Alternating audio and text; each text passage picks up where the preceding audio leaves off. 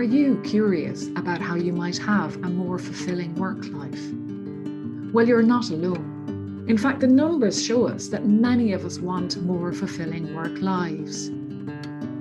I'm Susan Ní Creadán, your host, and as a finance director, ops director, and leadership coach who has lived and worked in many countries, I've met people who love what they do and people who don't. People who bring their full selves to work and people who won't. But one thing that I've learned that is common to us all is that we are all unique and have unique experiences and perspectives. So join me and my guests as we place a lens on the people side of work life and explore ways to let your uniqueness shine through by sharing insights, stories, strategies and techniques to inspire your work life.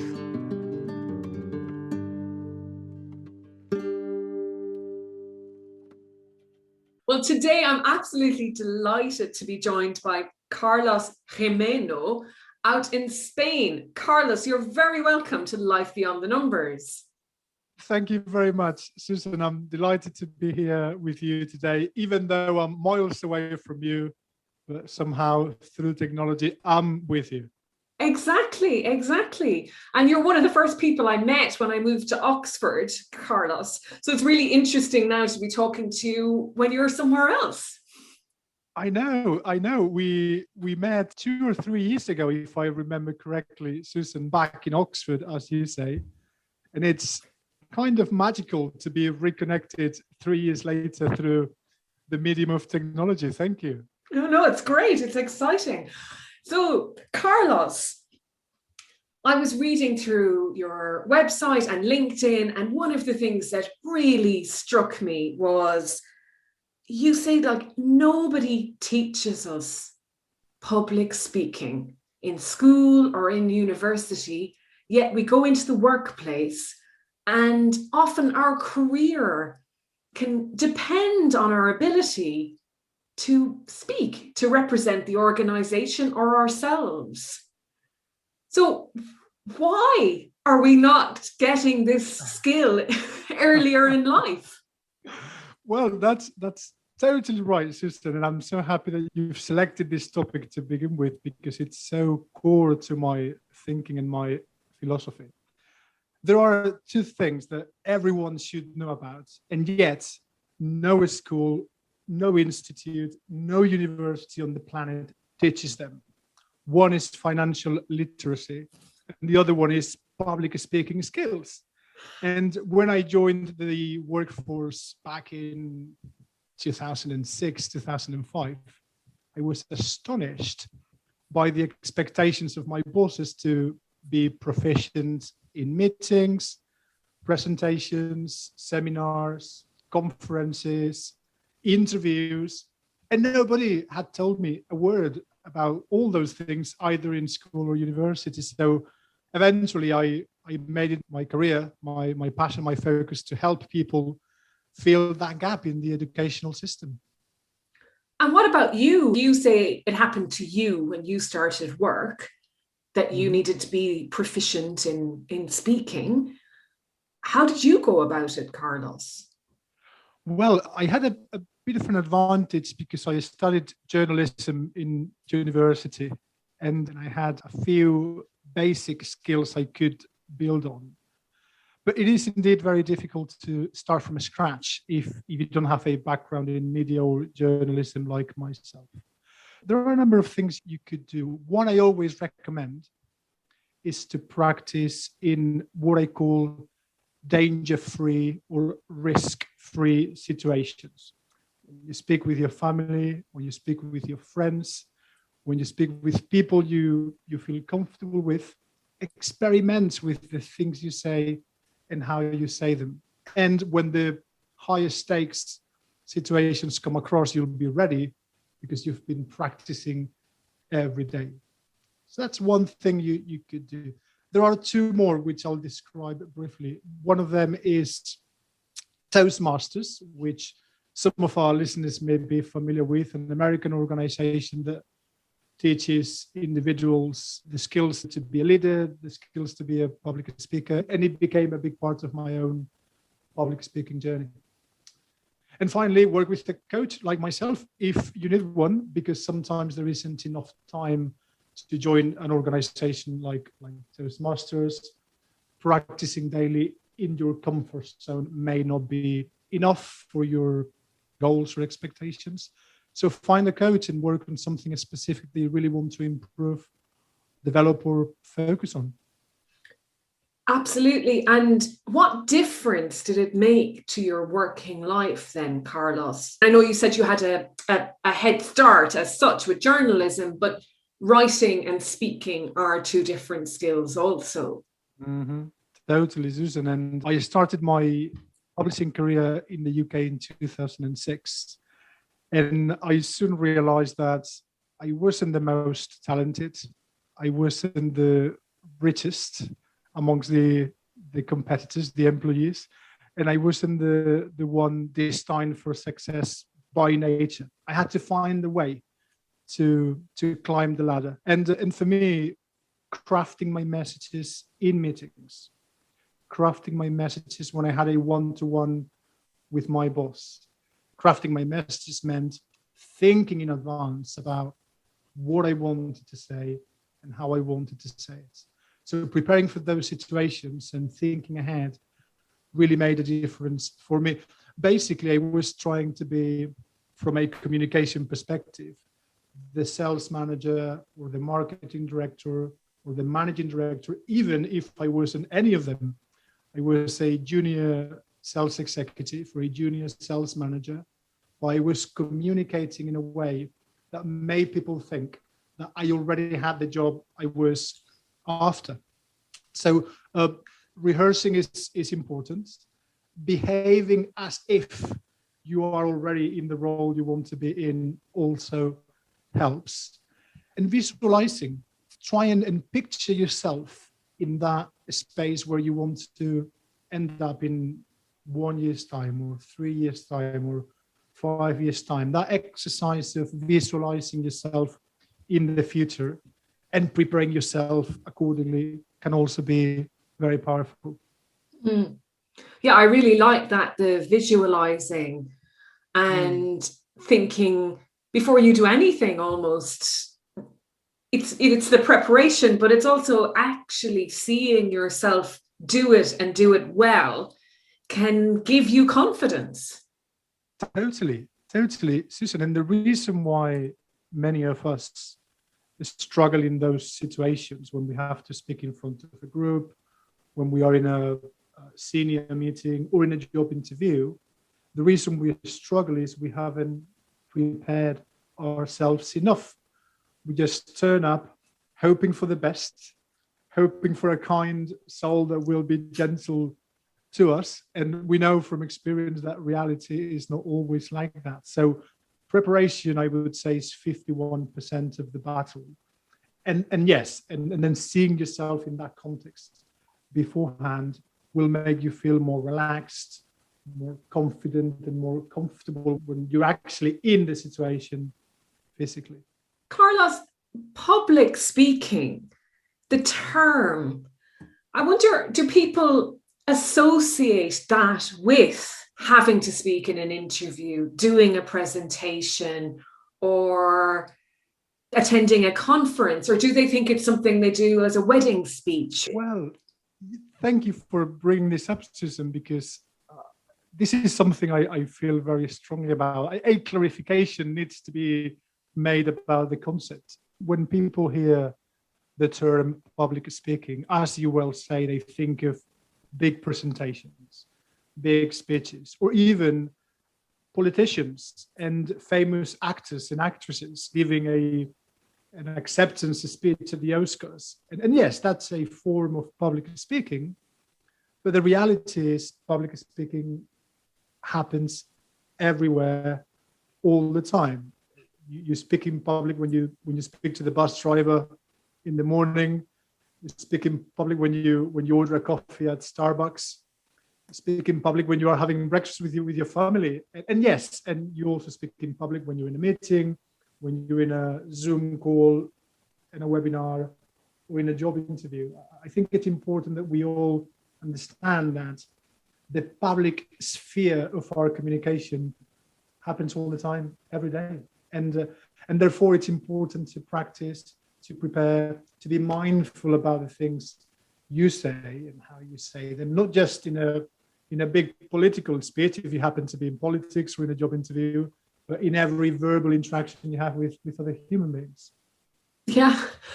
And we live in a world, Carlos, where capturing attention is really quite a difficult and tricky thing to be able to do. So do you have an antidote or a shortcut for that? Well, yes, I think I do. And you're right, Susan, the world is a busy, crowded place. It's 8 billion of us and counting. And either in the corporate world or in your personal life, getting people's attention and keeping it is a challenge. And here's my solution to that problem, Susan. I would advise anyone listening to us today that the key to success in that context is simplicity. Less is more is so true in today's world. If you really want to say something, if you really want to capture somebody's attention, focus on the one message that you really want to share, to influence with, to inspire with, to motivate with. We all tend to, particularly in the West, because of the way we've been educated, we all tend to say a lot and speak very quickly, because we think that the more we say and the more quickly we say it, the more knowledgeable and influential we'll come across. But the opposite is actually true. Keep it simple, keep it short, keep it concise, keep it clear. And in doing so, those listening to you will feel that you're in control, you're clear about your thoughts and your message, and they will be keen to learn more from you and will be asking you even more questions. So keep it simple, and definitely less is more in public speaking. And as you're saying that, I'm also thinking about bringing calm, I suppose, in the workplace, that by saying less and by being clear and not frenzied, you can convey calmness. Absolutely. And that precisely, Susan, brings me to a second concept that I think is very important, which is the concept of silence. The corporate world is noisy, is busy. Meetings are noisy and busy. And we live in a culture that tends to reward abundance and quantity versus quality. And sometimes by saying less, you give the group or the people you're engaging with an opportunity to pause and think and digest everything that everyone is saying. And that tends to mean better quality of thought, better outcomes, and a healthier relationship amongst those in the meeting, because you move away from that confrontational attitude that we're all so familiar with in the corporate world. It's my idea versus your idea.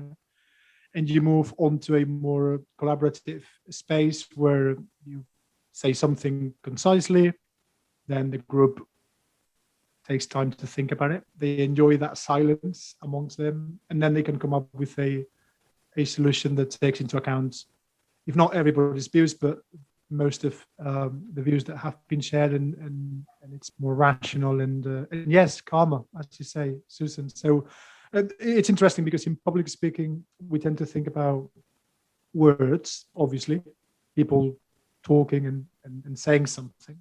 And yes, that's a big part of it. But silence and listening and pausing are also a key component in public speaking, because without those, it's very difficult to engage with your audience. And it's very difficult to give them time to follow your words, follow your thoughts, and follow your your story. So anyone thinking of public speaking or improving public speaking should take into consideration pauses and silence as well as saying something. And you talked about listening, which is probably an undervalued and underrated skill. Totally. And it's often mistakenly associated with introverts or people who aren't confident enough. And it's not like that. I mean, I think listening and allowing the space and the time to think and to ask more questions is key to understanding. We often think of public speaking as a one-way exercise. So I stand up, I speak, and all of you will listen. And that's a bit old-fashioned. And yes, that used to happen in political speeches in the 70s and the 80s and even the 90s. It did happen in corporate offices in the early 2000s.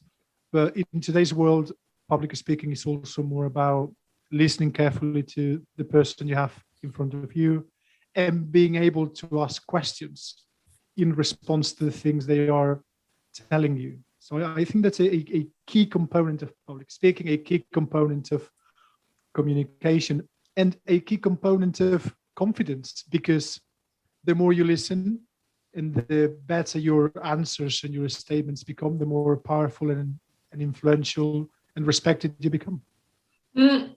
And the better at picking up nuances and perhaps what isn't being said. Absolutely.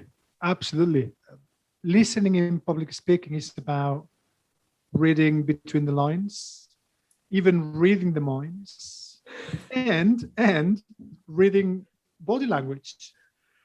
Because in public speaking, we use our eyes and our hands, and we all react consciously or unconsciously to what other people say. And by being able to observe and read, interpret and react to that body language, to those signs that our bodies project, is so important. And I would say that in particular, whether you're speaking or listening, I would recommend that everyone pays attention to the way they use their hands and their eyes, because they are the most powerful communication tools we have, often ignored, often forgotten, and they can be incredibly influential and persuasive and a way to gain people's confidence and people's minds and people's support. So don't underestimate the power of using your body, your eyes and your hands in particular, as a communication tool. And is it a lack of consciousness about those, I wonder, Carlos? Do people not realize that they speak with their hands and their eyes too? And I'm going to add a question on, even though I should be going for clarity and shortness here, but it's also Zoom. You know, it's an opportunity to watch yourself as you speak and see how you use your eyes and your hands that you would never have. Yes. I think, going back to your first question of the two, Susan, I would say most people are aware that they are communicating with their eyes and their hands and their body in general. However, they are so focused on remembering the things they want to say, trying to keep their nerves from being too visible, too obvious, trying to convey an image of control and authority and professionalism, that they are so focused on all those things, they forget that their eyes and their hands are playing a role as well. And at that point, their use of hands and eye contact is out of control because they are too focused on everything else that they're trying to remember. A fantastic way to improve on this, as you suggest, is recording yourself on Zoom. And there are two ways to do this. You can either record every video call you have with colleagues and friends if you have their permission. So you can then watch the recording at a later time and analyze in greater detail how you've been using your eyes and your hands. So that's one way to do it. The other way, which takes a bit more dedication and interest, is record yourself speaking on camera just on your own. Create a free Zoom account, schedule a meeting for yourself, a meeting where you will be the only invitee, and then press record and speak to camera for 5 minutes, 10 minutes. It doesn't have to be longer than that. And then again, watch the recording and see how you're using your hands and your eyes and how you could change the use of hands and eyes for greater impact. I'll go one step further, Susan, and we'll say, if you feel brave enough, share the recording with somebody you trust, somebody who could provide honest, useful feedback on how you've been using hands and eyes in those recordings. And in doing so, you'll get even more input as to how to use body language for greater impact on camera. I think people are going to be going, oh my God, I can't do that. No way, that would just be awful. I hate the sound of my own voice. I can't look at myself. These are the kind of things I often hear people say. So how can you take that first step, Carlos, if you feel like that? Well, I think it's totally normal to feel like that. And we've all felt that sense of, well, I don't like my voice. I don't like the way I look. I think it's human. I will say this, Susan, we're all the same. We're all human. Somehow, when we speak on camera or when we speak to a group, somehow we think that the group is perfect and they know everything and they do everything perfectly, and we don't. And we are imperfect and we're not good enough to be there standing up and speaking. But the reality is those people listening to you or engaging with you have the same fears, the same anxieties, the same imperfections as you do.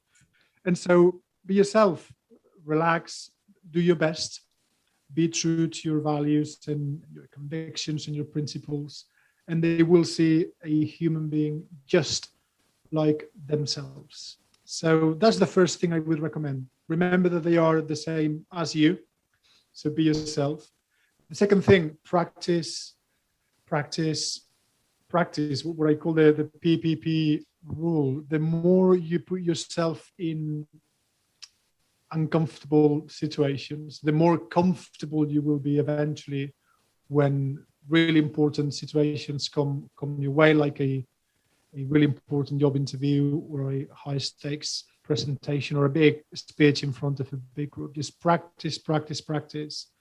And also going back to the point about Zoom earlier, try and get as much feedback as you can from people watching you and listening to you, because it is that feedback from them, the way they see you, the way they hear you, that will really help you polish your performance and improve your authority, your confidence and your comfort.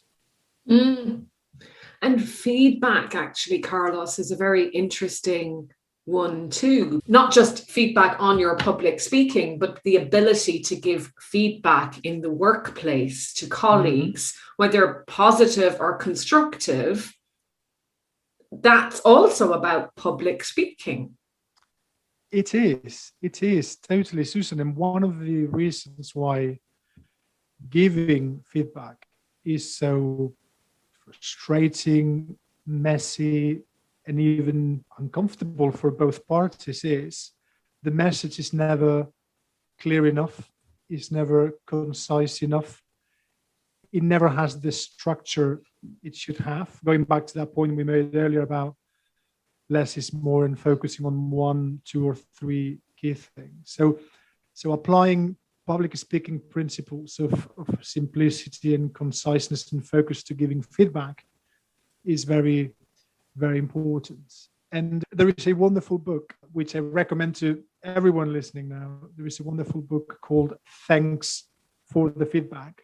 Unfortunately, I don't remember the name of the authors at this moment, but if you look up on the internet, Thanks for the Feedback on books, it will come up. And it's a wonderful book because it not only touches on the concept of giving feedback, but also on the subject of how to receive feedback efficiently, so you can feed back to the feedback if you like, and then take action accordingly and profit from that feedback you've been given. So anyone interested in the subject of feedback, I would recommend reading this book, Thanks for the Feedback. And as I said, applying public speaking principles of simplicity, conciseness, and maybe most of all, focus. There are many things you could include in a feedback conversation, but not all of them will be relevant at that point in time. Not all of them will be important or useful. And so picking one thing that somebody does really well and praise that, and perhaps one area that needs some attention or an area for improvement, that will be more helpful and more useful for the person listening than covering 10 or 15 or 20 elements that may make the other person feel a bit criticized in a negative way and undervalued. So yes, feedback, like listening, important elements of public speaking, even if they don't appear to be.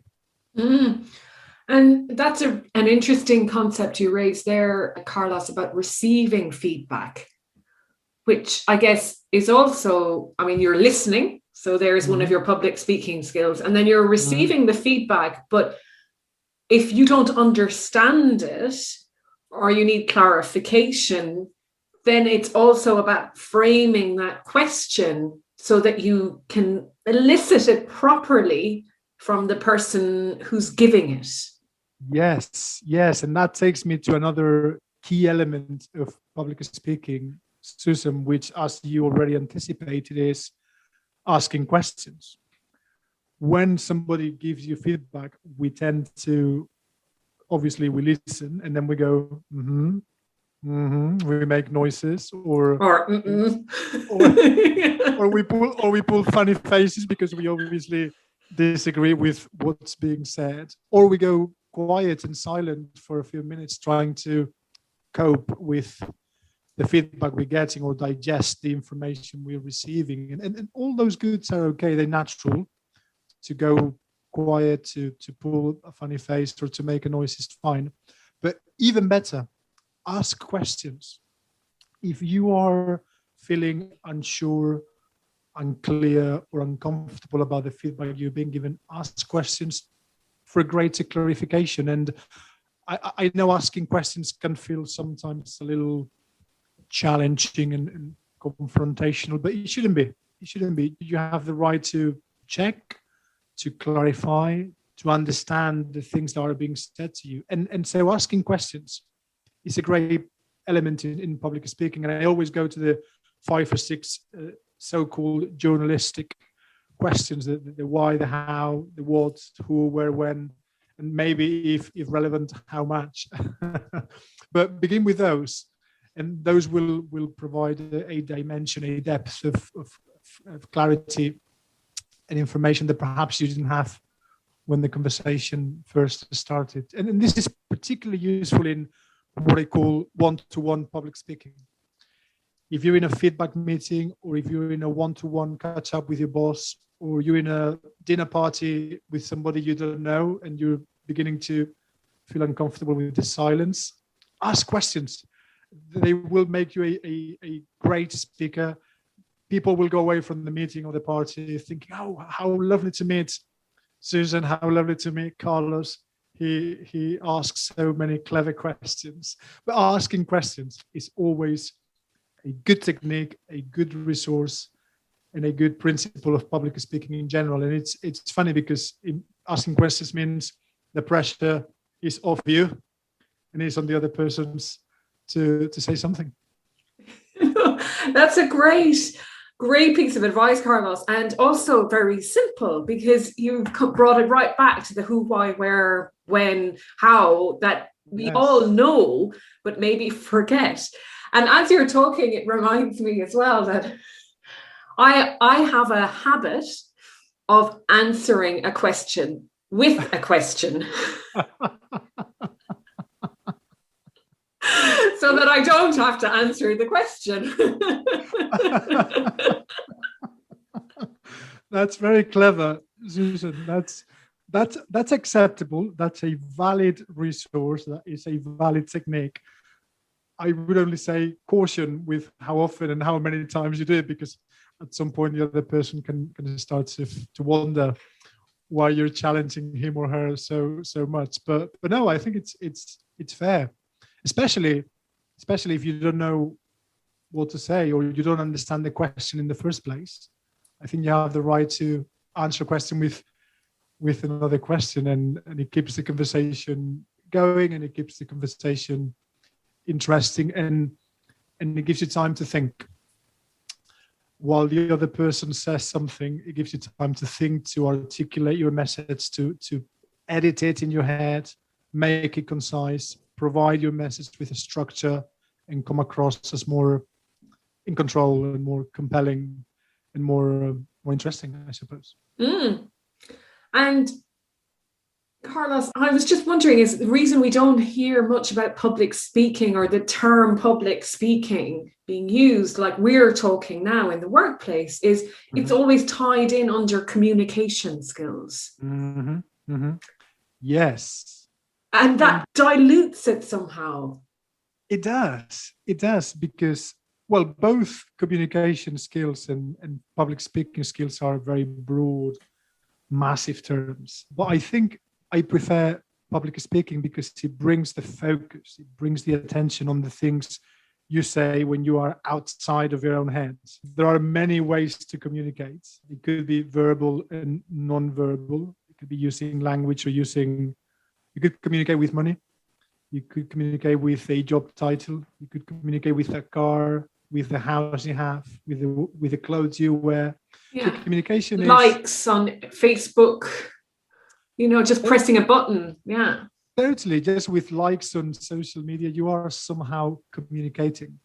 But that's very different from standing up in front of one person, in front of a group, in front of an audience, and articulate a message that will ultimately drive positive change and will take your values, your principles, your purpose further in life. So I would, you're right, Susan, and I think it's right that we raise this point and we ask this question. Communication skills are important, but they're too generic. When we speak about communication skills, we should be more specific. Public speaking brings the focus on what you say when you're outside of your head, why you say it, and what change it drives. And this is another key point in my public speaking philosophy, if I may describe it like that, which is we all say something for a reason, or we should. We say something, we stand in front of a group, we go to a job interview, we have a one-to-one conversation because we want to improve somebody's lives, change some injustice in the world, drive positive change. And so crafting what you say and how you say it is so important, because hopefully what you say will have a positive impact on those listening to you, and that impact will grow and will change the things you want to change. So yes, I think it's good to make that distinction, and it's good to remember that we should speak for a reason. Yeah, I like that. Speak for a reason. But also, your voice has power.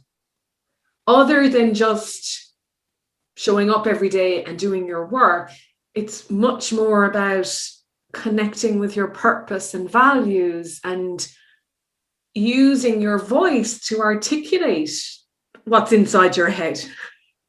Totally. I'm very pleased that you raised this point, Susan, because often public speaking feels scary and difficult and terrifying because we focus on the things other people want us to say.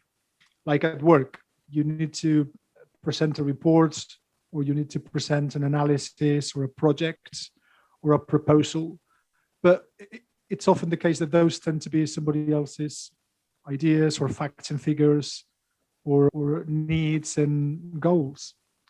When you speak from within yourself, when you speak from conviction, when you speak about what you really believe in, what you're really interested in, then public speaking is fun, is natural, is powerful, is easy. And yes, you may still feel nervous, but in a good way, in a way that makes you come across as authentic and passionate and motivational and inspirational. So I think bringing that component of purpose and mission and drive will make it easier and better. And also sharing your story with the world, with your colleagues, with your friends. I know many of us feel uncomfortable with talking about ourselves or our lives, and I understand that. But you're here, you're in the planet, you're alive, you have a name and a face and an identity, and you have a story behind you, and you have a life, and you have expectations and goals and dreams and aspirations. So communicate them. Speak about those goals and expectations and dreams and desires and ideas. And in doing so, you will gradually feel more comfortable with your message. And hopefully, as I said, your message will begin to have an influence on those around you, whether it's work colleagues, your boss, your husband or wife, your friends, your children even. So yes, speak from within and speak from conviction, and everything somehow becomes easier, and tell your story because it has a value. Absolutely. And often the stories, Carlos, are about overcoming struggles or overcoming situations that build resilience for you, but also help, like you said, inspire others. And it's almost beholden on you to use your voice for that. So tell me about storytelling, Carlos. If you do have a story to tell, how do you do that?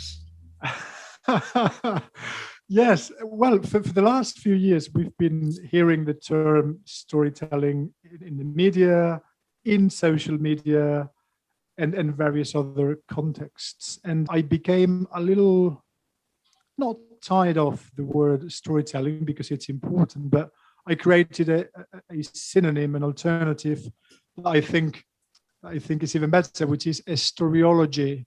Oh, brilliant! Which is somehow a storytelling turned into science, and there is a bit of a science behind it, but there are basically 4 components you need to build and tell a story. The first one is the characters, and if you're telling your story, that one is easy. You are the main character. You are at the center of your story, and it's easy to remember because you'll be speaking about things you have experienced yourself. So characters is number 1. Number 2 is conflict, or a problem, or a pain point, or something that worries you, or something you want to change in the world. It may not be something about you, but you may want to bring homelessness to an end. You want to increase social justice in your area. It could be anything. But there is something that is worrying you and you want to change or improve. There is a third element that is about dialogue. Things that people tell you, things that you tell people, conversations you remember from the past that have had an impact on you, and then you bring into your story to communicate those conversations to those listening to you. So bring conversations from family members, from friends, from work colleagues into your storytelling techniques, because those will make them more real and better stories overall. And finally, and very important, conflict resolution. Your life story, your own experience brings a message of hope, a message of change, a message of we can do this, that will inspire and motivate others to do the same. It may be pursuing your true career and quitting your 9-to-5 job. It may be helping somebody that really needs your help in your area or in other countries. It could be anything. But remember, going back to what you said earlier about we're all the same. We all have the same anxieties, the same fears, the same problems, if you like, to a degree. And so by speaking up and telling your story, you will be helping others who thought they were alone. And now they will realize by listening to you that they are not. That is so true, Carlos. And it's something I hear all the time when people share a story about something they've overcome, is other people come out saying, oh my God, I'm so glad I'm not alone. I'm not the only one, because we forget that we have universal lives as well as personal lives. Mm-hmm. Mm-hmm. Absolutely. The beauty of public speaking in the current world is it's global. You could be helping somebody on the other side of the world. You could be helping somebody in your own neighborhood. You could be inspiring people who are younger than you or older than you.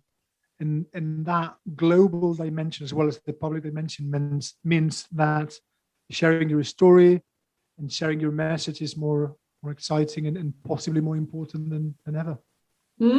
Great. So, Carlos, your Storyology is also captured in a little gem of a book. Tell us about your book, and congratulations on publishing a book.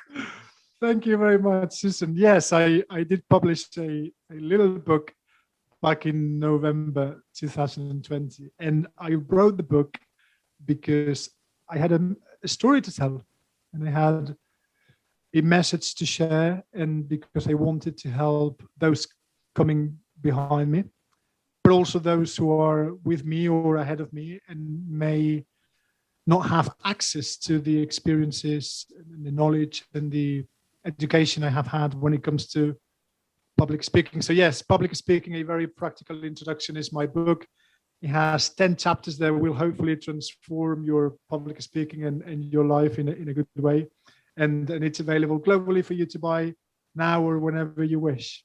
Fantastic. And Carlos, you're also a public speaking coach. Indeed. I enjoy speaking in public, not because I'm that good, but because I speak from conviction and from my values, and because I think there is a value in speaking in public. And also I help others polish, improve, edit, and develop their own skills, which I think will transform their personal and professional careers. I do one-to-one coaching and corporate coaching, and I think it's a fantastic way to find your story, find your values, and progress in life, both professionally and personally. So available to coach anybody, anytime. Great. And it gives a whole new meaning to tell me about yourself. Because if you're able to articulate that message coherently and simply, it sets you apart from others. It does. And my coaching is all about finding yourself, finding your purpose, and then building your story and being able to communicate it.